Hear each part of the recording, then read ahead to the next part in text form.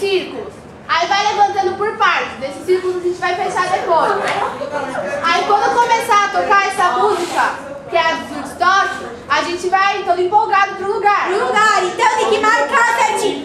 Vê quem tá do lado. Sabe? Na frente. Depois a gente sai da nossa sala que é maior. Que é uma sala decente. Aí vai todo mundo empolgado pro lugar. Aí vai começar a música. Aí quando abrir, eu já falei onde abre, fecha. Aí tem uma parte da música, Carol. Carol! Eu vou te avisar, você vai passar. Eu vou passar por trás. Você vai estar com a latinha. Você vai estar com E você vai parar aqui na frente pra dançar. Então pode mesmo. Pode falar. Eu entendi, eu puxo a Chiva. É. Aí eu vou pro meu lugar. Aí, Yolanda, na hora que se o homem aparecer, vai ter Atrás de você. Você só aparece no meio, você vai vir de chicote. Você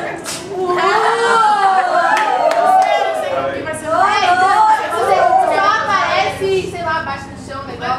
Não, só tira o chicote. Chicote não bate. Então a gente vai passar. Não, vamos passar primeiro? Olha, todo mundo sabe o lugar que Então presta atenção, Carol. assim, todo mundo, a gente dança, o pessoal que sabe dança. Fecha nesse lugar porque quando abrir, cada um abre pro seu canto. Ó, então vamos lá, ó.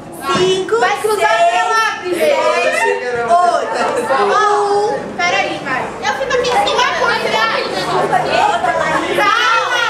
Lari, vamos bem devagarinho. Ô, Mari, vamos Pra trás, cruzar. Tem que cruzar pro seu direito. Ó, o pé esquerdo vai passar pra trás do direito. 5, 6, 7, 8. Cruza, pisa com o direito, pisa com o esquerdo. 4, Mas, peraí. Quando pisar com o esquerdo, vai esticar a perna e vai cair um pouco pro lado. Presta atenção. Entendeu? Ó, vai cruzar, pisar mais forte. Vai cair um pouco. Aí vai levantar. Aí vai fazer a mesma coisa com ela. Pisou. Faz uma jogadinha, entendeu? A gente dá uma jogadinha. Mas vai jogadinha. Não vou cair. 1, 2, 3. Acho que vou tirar essa sabia primeiro. Porque tem espaço aqui. De novo. Eu vou fazer. Acho melhor.